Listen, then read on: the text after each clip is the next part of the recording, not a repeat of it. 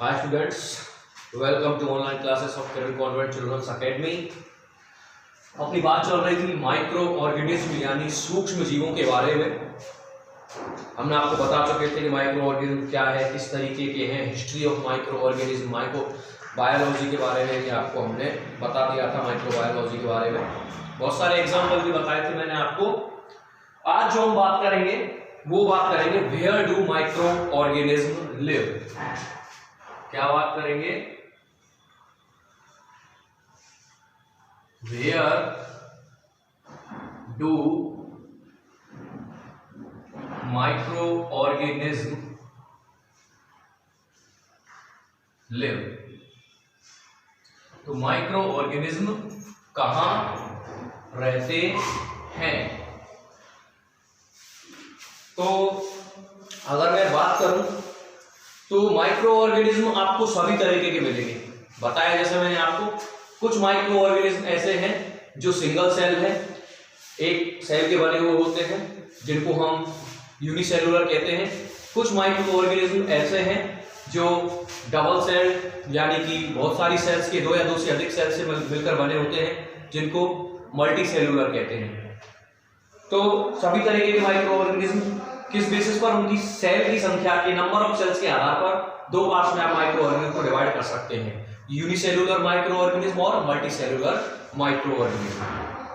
दूसरी एक बात करें, ये जो माइक्रो ऑर्गेनिज्म है, माइक्रो ऑर्गेनिज्म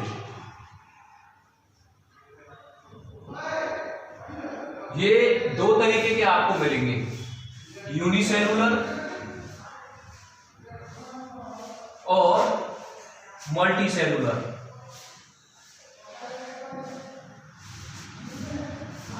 और ये दोनों ही तरीके के जो माइक्रो ऑर्गेनिज्म जो आप देख रहे हैं, ये सभी तरीके के एनवायरनमेंट में अपने आप को सर्वाइव करने में सक्षम है। ऑल टाइप्स ऑफ एनवायरनमेंट, यानी ये सभी तरीके के एनवायरनमेंट में आपको देखने को मिलेंगे। आप जो माइक्रो ऑर्गेनिज्म है ये डेजर्ट में मिल जाएंगे आपको, एज वेल एज ये आपको स्नो वाले रीजन्स में मिल जाएंगे जहां बर्फ पड़ती है, पोल्स और नॉर्थ पोल और साउथ पोल है। एज वेल एज ये आपको माउंटेन्स पे मिल जाएंगे, ये आपको मार्शी प्लेसेस पे मिल जाएंगे, दलदली क्षेत्रों पे। तो हर जगह पे आपको माइक्रो ऑर्गेनिज्म देखने को मिल सकते हैं। दूसरी बात जो मैं बता रहा हूं आपको कि माइक्रो ऑर्गेनिज्म कुछ फ्री स्टेट में पाए जाते हैं। फ्री स्टेट का मतलब है कि ये स्वतंत्र रूप से पाए जाएंगे, यही एनवायरनमेंट में अपने आप को सर्वाइव करने में सक्षम रहेंगे। मिट्टी में पाए जाएंगे, वाटर में पाए जाएंगे, समझ रहे हो, एयर में पाए जाएंगे। तो फ्री स्टेट में जो है वो सॉइल में मिलेंगे आपको, वाटर में मिलेंगे आपको और एयर में मिलेंगे आपको। एक होते हैं ये लिविंग ऑर्गेनिज्म की बॉडी के अंदर मिलेंगे, कहां? In the living organism. ये आपको ह्यूमन बीइंग में भी मिल जाएंगे।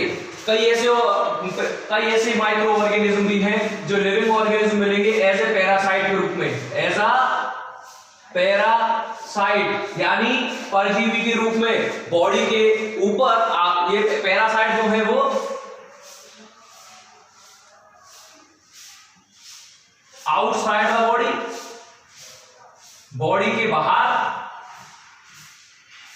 स्किन पे, बालों के अंदर, स्किन के ऊपर, और इनसाइड द बॉडी के अंदर नोज, थ्रोट, ब्लड, लंग्स, कहीं भी आपको ये बॉडी के अंदर भी मिल सकते हैं। ह्यूमन बीइंग में नहीं, ये सभी जीवों में आपको देखने को मिल जाएंगे। यहां तक कि ये बॉटम ऑफ द सी, समुद्र की गहराई में भी कई तरीके के माइक्रो ऑर्गेनिज्म आपको देखने को मिल सकते हैं। तो ये बात हुई कि माइक्रो ऑर्गेनिज्म कहां पाए जाते हैं। तो माइक्रो ऑर्गेनिज्म कहीं भी पाए जा सकते हैं। माइक्रो ऑर्गेनिज्म आपको डेजर्ट से लेके, मार्शी प्लेसेस से लेके बॉटम ऑफ द सी तक आपको पाए जाएंगे। बॉडी के अंदर एज ए पैरासाइट भी पाए जा सकते हैं, बॉडी के बाहर भी ये पाए जा सकते हैं। एक और बात, ये डेड और डिकेइंग मैटर में भी पाए जाते हैं, सड़े गले पदार्थों में भी माइक्रो ऑर्गेनिज्म आपको देखने को मिल सकते हैं। कोई भी बॉडी है, कोई भी ह्यूमन बीइंग, कोई भी लिविंग थिंग है, कोई भी लिविंग थिंग के अंदर ये पाए जाएंगे। और इन लिविंग थिंग को जब ये मर जाते हैं, जब ये डेड हो जाते हैं, तो इनको डिकम्पोज करते हैं कौन? इनको डिकम्पोज करते हैं माइक्रो ऑर्गेनिज्म। डिकम्पोज करने के बाद जो बॉडी के अंदर मिनरल्स हैं, जो बॉडी के अंदर न्यूट्रिएंट्स हैं, उनको तोड़ देते हैं, ब्रेक कर देते हैं छोटे छोटे पार्ट्स में, और मिट्टी सॉइल में वापस मिलाने का काम करते हैं। तो ये बात हुई माइक्रो ऑर्गेनिज्म की। और ह्यूमन बॉडी के अंदर बहुत सारे माइक्रो ऑर्गेनिज्म पाए जाते हैं। कुछ तो यूजफुल होते हैं और कुछ डिजीज फैलाने का काम करते हैं। जैसे कि मलेरिया जो डिजीज है, हमारी बॉडी के अंदर जब पैरासाइट होता है एक प्लाज्मोडियम, वो प्लाज्मोडियम की वजह से ही मलेरिया होता है। ठीक है, तो ये बात हो गई आपकी कि माइक्रो ऑर्गेनिज्म आपको कहां मिलते हैं, where do microorganism live. Next में अगर बात करूं microorganism useful micro organism.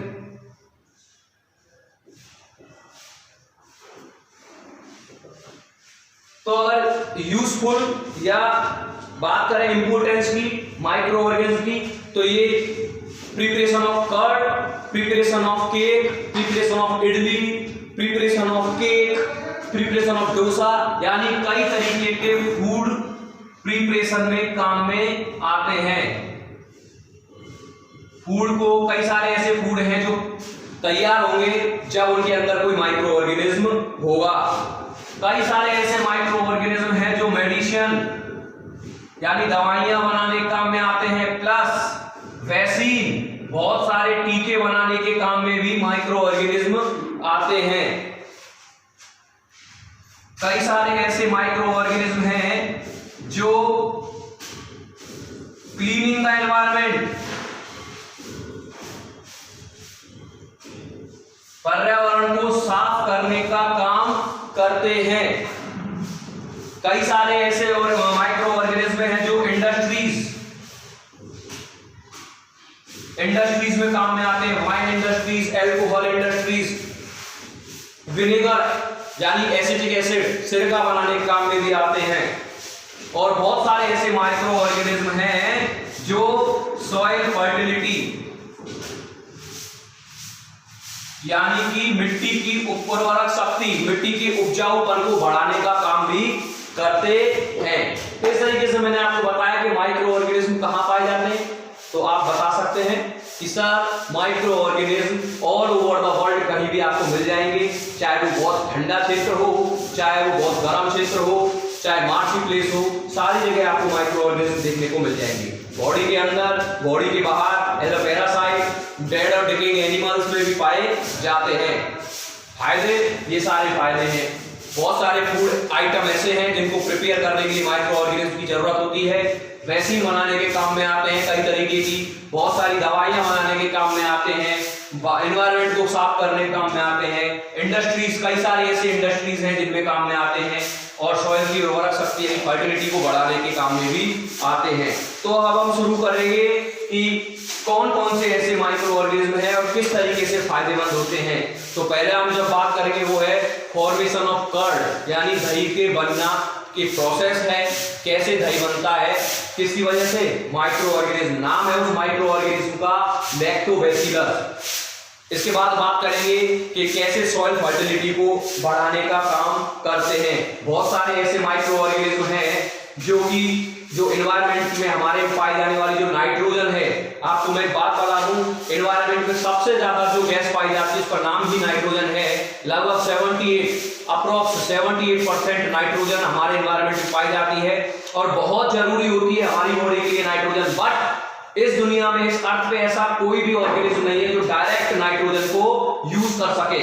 उसके लिए कुछ ऐसे बैक्टीरिया होते हैं जो इस नाइट्रोजन को, जो एनवायरनमेंट में जो नाइट्रोजन पाई जाती है, इसको नाइट्रेट्स और नाइट्राइट्स में कन्वर्ट कर देते हैं और उन नाइट्रेट्स और नाइट्राइट्स को कन्वर्ट करते हैं लेग्यूमिनोसी प्लांट, यानी दालें, पल्सेस जो होती है ऑलमोस्ट उनकी जो रूट होती है, जड़ें होती हैं, वहां पे राइजोबियम नाम का एक बैक्टीरिया पाया जाता है। वो जो राइजोबियम नाम का बैक्टीरिया है वो एनवायरमेंट की नाइट्रोजन को नाइट्रेट और नाइट्राइट में कन्वर्ट करता है, और जो वहां जो पल्सेस यानी दालें जो लगेंगी उनके अंदर वो नाइट्रेट और नाइट्राइट पाई जाती हैं, उनको हम खाते हैं, हमारी बॉडी में भी नाइट्रोजन की पूर्ति हो जाती है। तो ये सारी बातें मैं आपको बताऊंगा कि कैसे ये यूजफुल है, कैसे नई नाइट्रोजन फिक्सेशन के बारे में, कैसे अल्कोहल और वाइन विनेगर प्रोड्यूस होता है, कैसे एंटीबायोटिक्स बनती हैं बहुत सारे माइक्रो ऑर्गेनिज्म से, कौन कौन सी वैक्सीन और कौन कौन से ऐसे माइक्रो ऑर्गेनिज्म जो वैक्सीन बनाने के काम में आते हैं, और वैक्सीन क्या है, ये सारी बातें हम नेक्स्ट टॉपिक्स में करेंगे। प्लस ये सारे जो टॉपिक हैं ये हेडिंग्स हैं आपकी,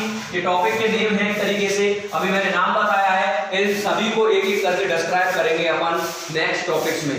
तो आई होप आपको आज का टॉपिक समझ में आया होगा। मैं इसका स्क्रीनशॉट आपको डाल दूंगा, आप उनको पढ़ें, नोटबुक में नोट डाउन करें और लर्न करें। Thank you.